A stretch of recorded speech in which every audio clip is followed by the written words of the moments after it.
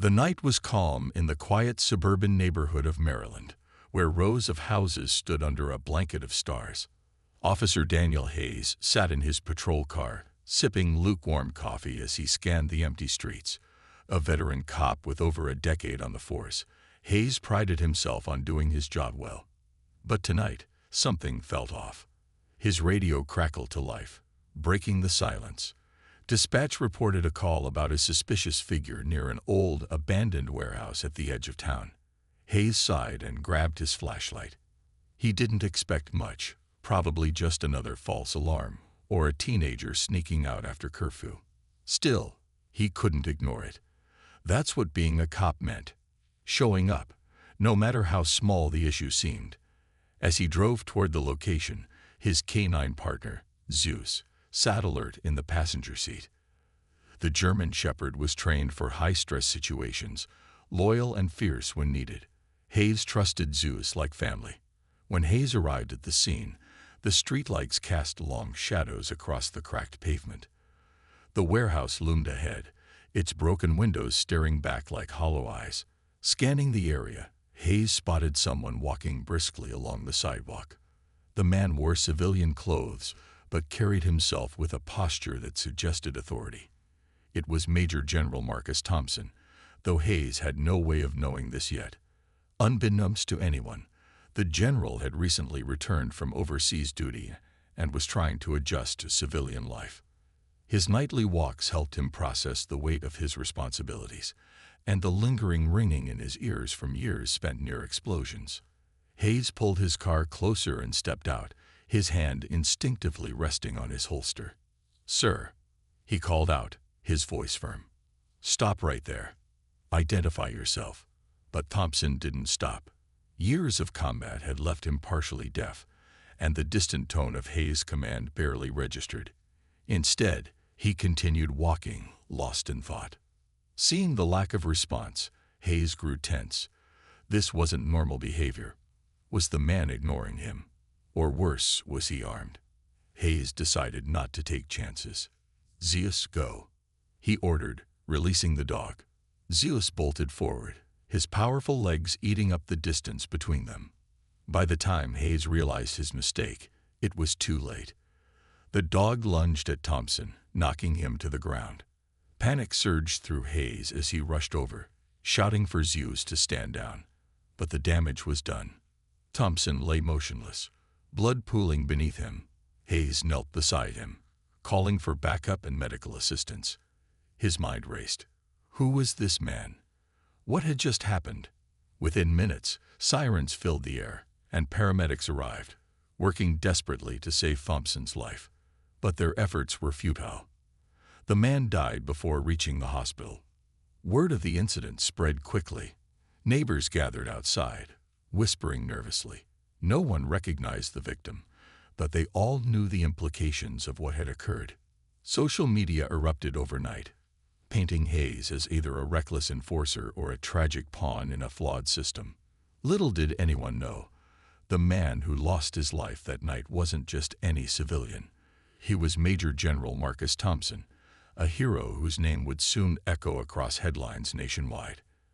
And as the sun rose the next morning, the ripple effects of that fateful encounter began to unfold, changing lives forever. By morning, the news of the fatal encounter had spread like wildfire. Social media platforms were flooded with posts, videos, and angry comments as people tried to piece together what had happened.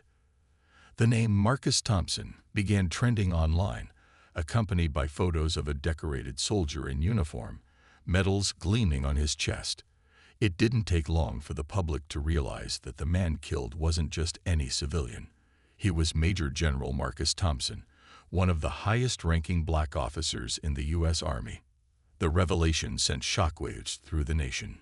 Here was a man who had dedicated his life to serving his country, someone who had risked everything to protect others. Yet he had been fatally attacked by a police dog during what should have been a routine interaction.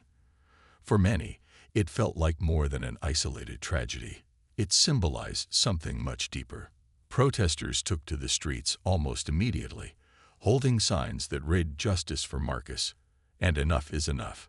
Chants echoed outside police stations and government buildings, demanding accountability not only for Officer Daniel Hayes, but also for the system that allowed such incidents to happen repeatedly. In Maryland, where the incident occurred, emotions ran especially high. Community leaders organized vigils to honor Major General Thompson's memory. At one gathering, Evelyn Thompson, his widow, stood silently beside their teenage daughter, tears streaming down her face as strangers placed flowers at her feet. She hadn't spoken publicly yet, but her silence spoke volumes. Her pain was palpable, shared by everyone who attended. People lit candles and prayed, their voices trembling with anger and sorrow. One elderly woman held up a framed photo of Thompson in his military uniform. "This man gave everything," she said, her voice breaking. "And this is how we repay him." Meanwhile, national news outlets dissected every detail of the case. Interviews with neighbors painted a picture of a quiet, respected figure who often went for walks alone. They described him as polite and reserved, someone who kept to himself, but always greeted them warmly. The contrast between this image and the violent way he died only fueled the outrage. Pundits debated whether race played a role in the tragedy. Some argued that if Thompson had been white or wearing his uniform, the outcome might have been different. Others pointed out that even decorated heroes weren't immune to the dangers faced by black men in America. Officer Hayes became the face of the controversy. His name and photo appeared everywhere, on TV screens, in newspapers, and across social media. Supporters of law enforcement rallied behind him, claiming he was being unfairly vilified for doing his job under pressure. Critics, however, saw him as another example of unchecked authority gone wrong. Calls for his termination grew louder, and petitions circulated online urging the department to hold him accountable. Amidst all the chaos, whispers began to surface about Thompson's personal life. Reporters digging into his background uncovered a surprising detail. His estranged biological father was none other white than Special Agent Victor Langston, a prominent figure in the FBI. Known for his work exposing corruption within law enforcement agencies, Langston was no stranger to controversy himself. The connection added another layer of complexity to the story, raising questions about privilege, power, and justice. As these revelations came to light, the nation braced itself for what would come next, a reckoning that promised to shake institutions to their core. The discovery of Major General Marcus Thompson's connection to Special Agent Victor Langston sent shockwaves through both the investigation and the public discourse. Reporters scrambled to piece together the story of how a decorated Army general could be the son of one of the FBI's most respected officials, and why they had been estranged for decades. It was a twist no one saw coming, and it added a deeply personal dimension to an already emotionally charged case. Victor Langston sat in his office at FBI headquarters when the news reached him. At first, he thought it was a mistake, a cruel prank or misinformation spiraling out of control. But as more details emerged, including confirmation from military records, the truth became undeniable. His son, the boy he hadn't seen since Marcus was just 10 years old, was gone. And not only that, but he had died in an incident involving law enforcement, the very system Langston had spent his career trying to reform. Langston felt like the floor had dropped out beneath him. Memories flooded back. Weekends spent teaching Marcus how to throw a football, bedtime stories read with patience, and laughter echoing through their small apartment. Then came the harder memories, the arguments with Marcus' mother over custody, the court battles, and finally, the day she cut off all contact between father and son. For years, Langston had tried to move on, burying himself in work and telling himself that Marcus was better off without him. Now, faced with the reality of his loss, those excuses felt hollow. But Langston wasn't the type to wallow. He channeled his grief into action, determined to uncover every detail of what had happened that night. Using his influence within the Bureau, he requested access to the preliminary investigation files. What he found disturbed him. Officer Daniel Hayes had been responding to a vague report about a suspicious figure near an abandoned warehouse. There were no indications of criminal activity, yet Hayes had escalated the situation quickly. Body cam footage showed confusion and miscommunication, but also moments where protocol seemed ignored. Langston knew this case would test his resolve. As soon as word got out about his relationship to Marcus, critics accused him of having ulterior motives. Some claimed he wanted revenge against law enforcement. Others suggested he was seeking publicity. But Langston dismissed these accusations. This wasn't about him. It was about Marcus. And if the justice system failed now, it would betray everything Marcus had stood for. To get answers, Langston reached out to Evelyn Thompson, Marcus' widow. Their meeting was tense at first. Evelyn had every reason to resent him. After all, he hadn't been there for Marcus during his life. But as they talked, a fragile understanding began to form. Evelyn shared stories about Marcus, the man he'd become, the values he held dear, and the legacy he hoped to leave behind. Langston listened intently, realizing how much he'd missed by staying away. "I don't expect forgiveness," Langston said quietly after Evelyn finished speaking. "But I promise you this, I will do everything in my power to make sure Marcus' death isn't swept under the rug." Evelyn studied him for a long moment before nodding slowly. "Then let's do this together," she replied. "For Marcus." With Evelyn's blessing, Langston threw himself into the investigation. He reviewed training manuals, interviewed witnesses, and pored over evidence late into the night. The deeper he dug, the clearer it became that this wasn't just about one officer making a mistake. It was about systemic issues that had festered for far too long. Every document he read, every conversation he had, reinforced his belief that real change was needed.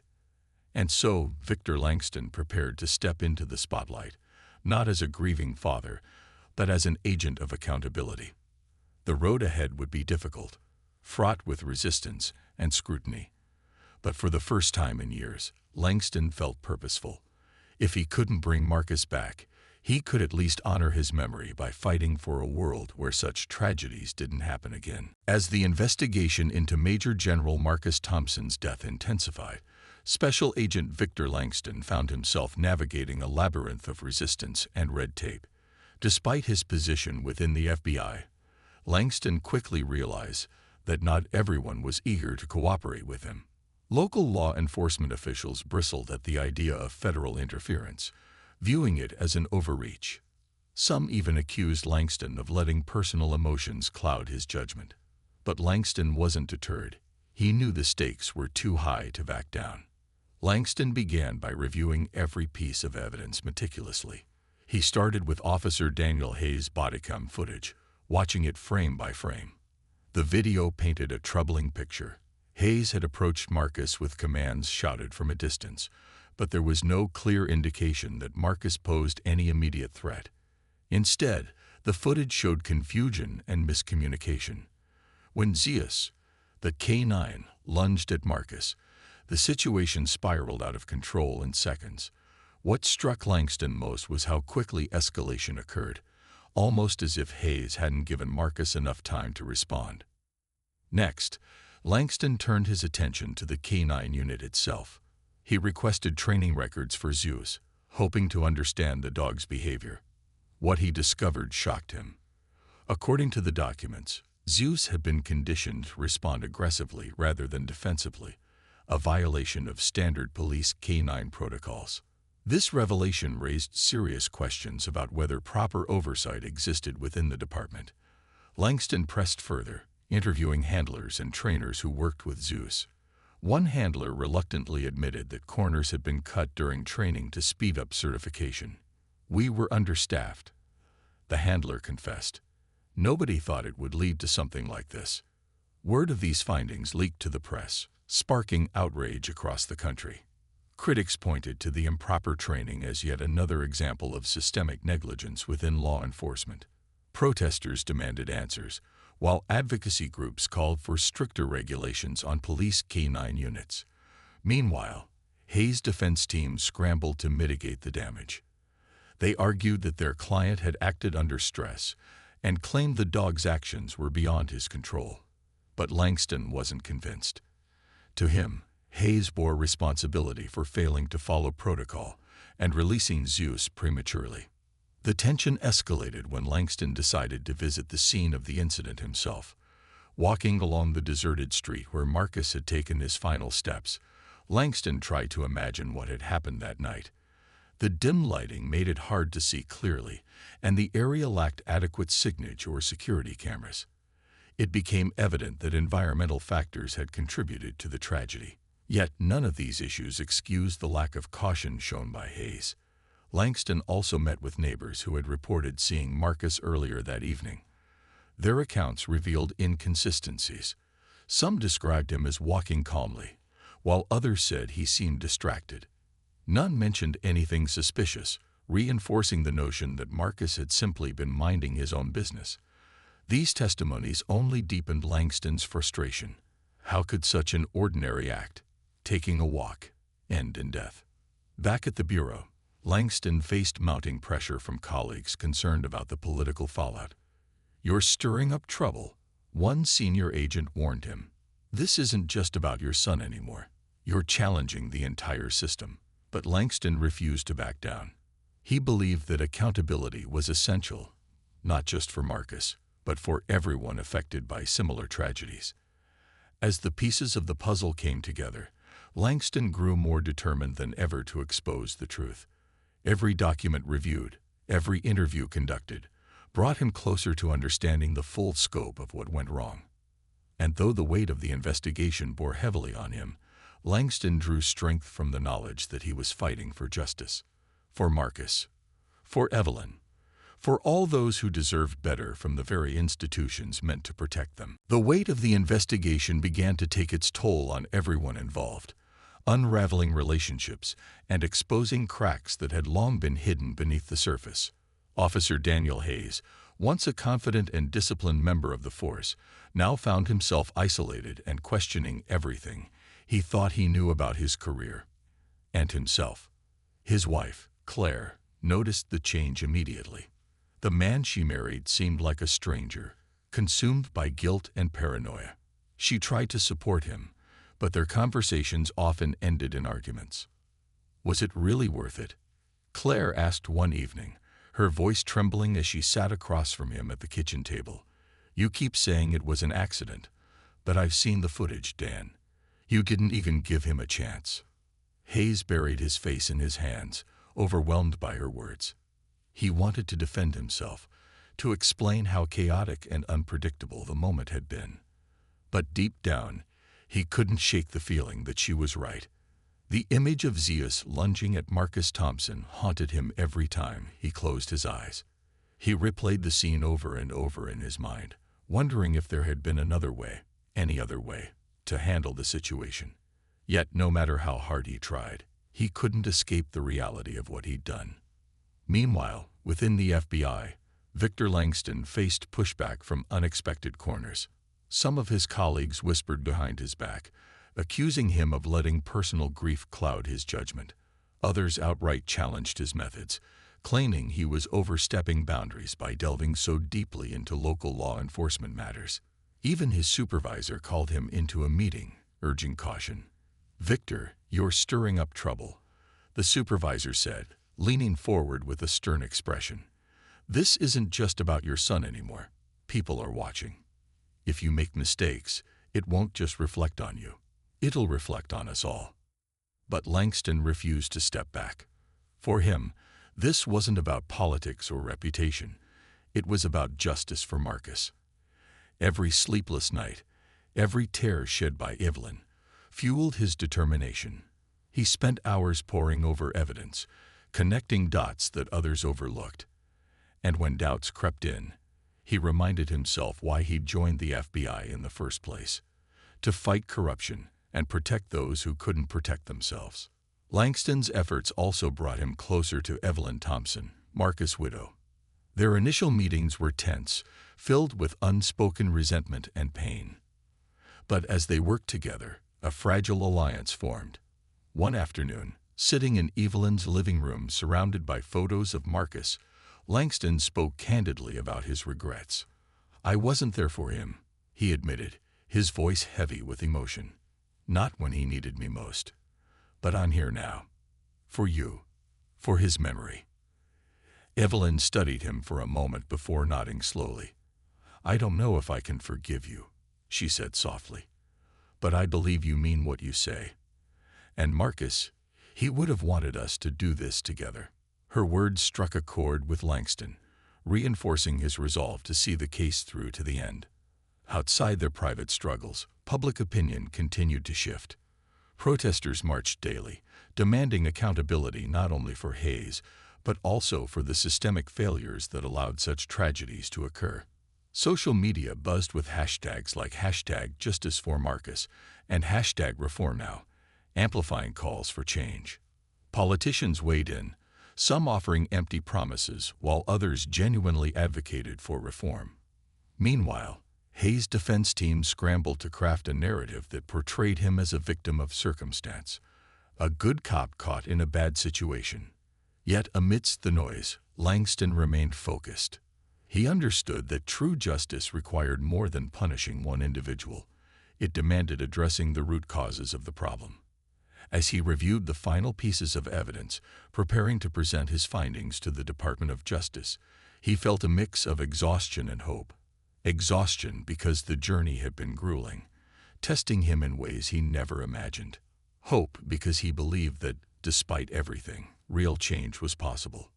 And so, with each step forward, Langston carried not only the memory of Marcus, but also the promise of a better future, one where no family would have to endure the pain his had suffered. Special Agent Victor Langston's focus on Zeus, the K-9 involved in the fatal attack, became a turning point in the investigation.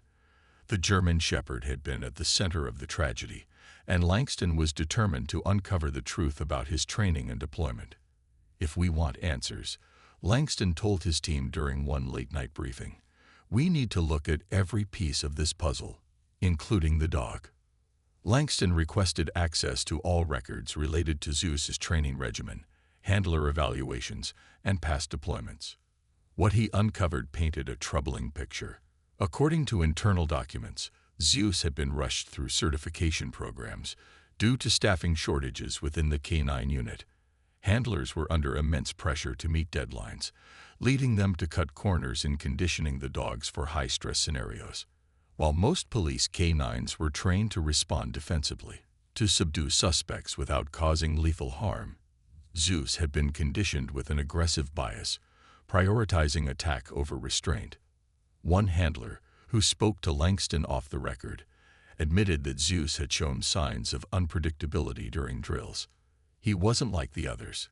The handler confessed. Sometimes he'd escalate too quickly, even when the situation didn't call for it. "We reported it, but nothing changed. They said we needed more units on the street, so they pushed him through anyway."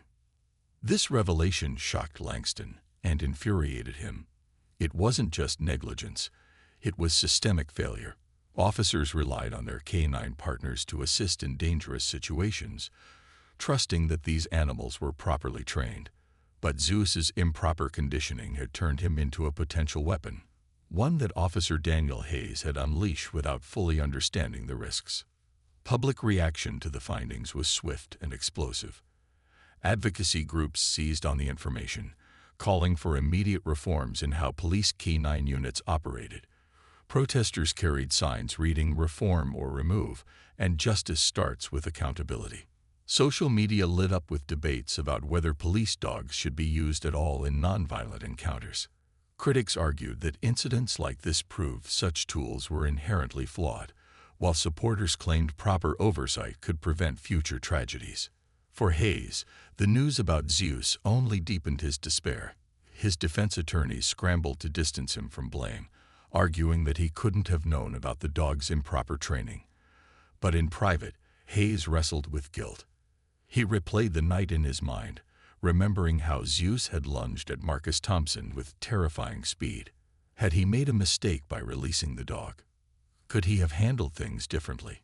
Langston, however, refused to let anyone off the hook. Not Hayes, not the handlers, not the system itself. He believed accountability required examining every link in the chain of events. Speaking at a press conference, Langston addressed the nation with raw emotion. "My son, a decorated general, a hero, was killed because of failures we can no longer ignore," he said, his voice steady but laced with pain. "This isn't just about one officer or one dog. It's about choices made at every level, choices that put lives at risk." His words resonated deeply, sparking renewed calls for reform. Lawmakers began drafting legislation to impose stricter regulations on police K-9 units, including mandatory retraining programs and independent oversight boards. Meanwhile, Zeus's fate remained uncertain. Animal behavior experts evaluated him, concluding that while he was still capable of serving, his aggression made him unfit for patrol duty. Instead, they recommended retraining him for search and rescue missions, where his instincts could be channeled towards saving lives rather than taking them.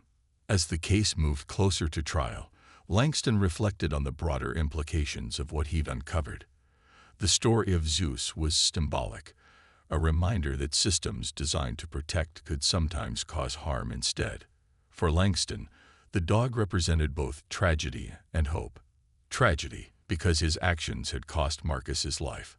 Hope, because retraining Zeus offered a chance for redemption, even among those once seen as instruments of destruction. Through it all, Langston held on to one belief. Justice wasn't just about punishment. It was about learning, growing, and ensuring that mistakes like this never happened again. And though the road ahead would be long, Langston vowed to keep fighting. For Marcus, for Evelyn, and for everyone who deserved better from the institutions meant to serve them. The trial of Officer Daniel Hayes became a national spectacle, drawing attention from every corner of the country. News outlets set up camp outside the courthouse, broadcasting live updates as spectators lined up hours before proceedings began. Inside, the courtroom buzzed with tension. Family members, activists, lawyers, and reporters packed the space, their eyes fixed on the front where Hayes sat, pale and visibly uneasy. The stakes couldn't have been higher. For some, this was about holding one man accountable. For others, it symbolized a reckoning for decades of systemic injustice. Prosecutors wasted no time laying out their case.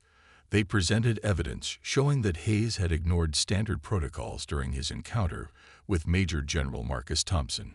Bodycam footage revealed moments where Hayes failed to give clear commands or allow sufficient time for compliance. This wasn't self-defense, the prosecutor argued passionately. This was escalation without justification. The improper training of Zeus, the K-9 involved in the attack, further underscored the negligence at play. Experts testified that the dog's aggressive conditioning made him unfit for situations requiring restraint, a fact that should have been addressed long before that fateful night. Hayes' defense team countered by painting him as a dedicated officer caught in an impossible situation. His lawyer emphasized the stress of policing, arguing that Hayes had acted under pressure and misinterpreted Marcus' actions due to poor lighting and communication barriers. Officer Hayes didn't wake up that morning intending to hurt anyone, the defense attorney declared. He followed what he believed were appropriate procedures based on the information available to him. Witness testimonies added layers of complexity to the narrative. Neighbors described Marcus as calm and unassuming, while trainers admitted to cutting corners during Zeus's certification process. Victor Langston took the stand, delivering a powerful statement that left many in tears. Speaking directly to the jury, he recounted Marcus' life, the sacrifices he'd made, the values he stood for, and the legacy he hoped to leave behind. "My son died serving this country," Langston said, his voice breaking but resolute. "And now we must serve justice, not just for him, but for everyone who deserves better from those sworn to protect us." As closing arguments wrapped up, the courtroom fell silent while the jury deliberated. Days passed, each one feeling like an eternity. Outside, protests continued, with supporters on both sides of the case voicing their opinions loudly. Some held signs demanding conviction, while others rallied around Hayes, insisting he was being scapegoated. Social media amplified the divide, with hashtags trending daily, and debates raging online. Finally, after 5 grueling days, the verdict came: guilty of involuntary manslaughter. Gasps rippled through the courtroom as the judge read the decision aloud. Hayes slumped forward, his face buried in his hands. Evelyn Thompson, sitting quietly beside Victor Langston, let out a shaky breath, tears streaming down her face. It wasn't the complete victory she had hoped for. Some felt the charge didn't fully capture the gravity of what had happened, but it was a step toward accountability. Public reaction was mixed. Supporters of law enforcement criticized the verdict, claiming Hayes had been unfairly targeted. Critics hailed it as a small yet significant win against systemic failures. Meanwhile, Langston stepped into the spotlight once more, addressing reporters gathered outside the courthouse. "Today, we honor Marcus' memory by saying enough is enough," he said firmly. "But this isn't the end. Real change requires action, not just words." For Hayes, life would never be the same. Facing sentencing in the coming weeks, he resigned from the force, disappearing from public view. As for Zeus, the K-9 began retraining for search and rescue missions, symbolizing redemption even amid tragedy. And though scars remained, the trial marked a pivotal moment, a reminder that justice, however imperfect, could still pave the way for progress. In the aftermath of the trial, the lives of everyone involved were forever changed. Officer Daniel Hayes faded from the public eye, retreating to a quiet existence far removed from the uniform he once wore with pride. Some whispered that he had moved to another state, seeking anonymity in a small town where no one knew his name. Others claimed he spent his days volunteering at animal shelters, perhaps trying to make amends for the tragedy involving Zeus. While many dismissed these rumors as wishful thinking, they highlighted a broader desire for redemption, even in the face of irreversible mistakes. Zeus, on the other hand, became a symbol of hope and second chances. After months of intensive retraining, the German Shepherd was reassigned to a search and rescue unit in Colorado.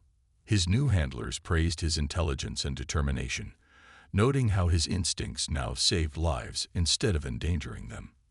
In one widely shared story, Zeus located a missing hiker stranded in the mountains during a snowstorm, earning accolades as a hero. For Victor Langston, this transformation carried profound meaning, a reminder that accountability could lead not only to justice, but also to growth and renewal. Langston himself threw himself into advocacy work, channeling his grief into action.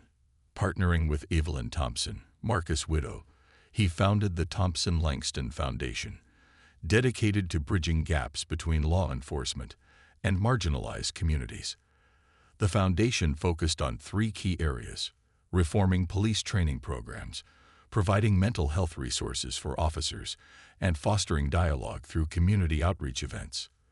Their first major initiative, an annual summit bringing together activists, policymakers, and law enforcement leaders, drew widespread praise for its emphasis on collaboration over confrontation. Evelyn found solace in keeping Marcus' memory alive. She traveled across the country, speaking at schools, military bases, and conferences about her husband's legacy. Her speeches weren't just tributes, they were calls to action, urging listeners to confront systemic inequities while honoring those who served their nation. Together with Langston, she worked tirelessly to ensure that Marcus' death wouldn't be forgotten or repeated. Meanwhile, the case sparked nationwide conversations about policing reforms.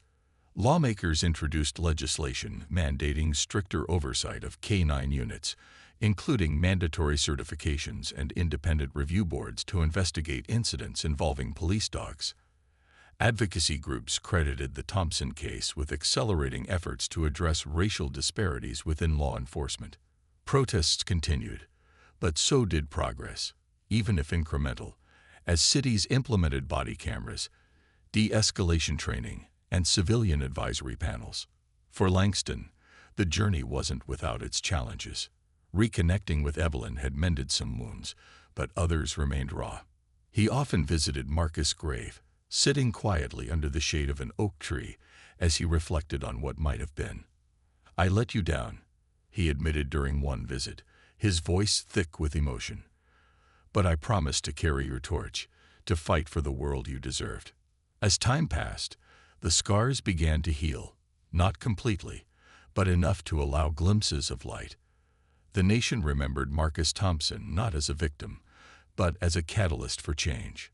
Statues were erected in his honor, murals painted on city walls bearing his likeness alongside messages of unity and resilience. Schools named scholarships after him, ensuring future generations would know his story. And yet, amidst the memorials and milestones, Langston understood that true justice required more than monuments or laws. It demanded hearts willing to listen, minds open to learning, and hands ready to build bridges. As he stood beside Evelyn at the unveiling of a plaque dedicated to Marcus, he felt a sense of purpose stronger than ever before. The road ahead would still be long, filled with obstacles and setbacks. But for the first time since that fateful night, Langston allowed himself to believe in the possibility of a better tomorrow, one shaped by courage, compassion, and collective effort. The story of Major General Marcus Thompson ended tragically, but it didn't end there. It lived on. In the reforms enacted, the lives touched, and the unwavering resolve of those who refused to let his death be in vain.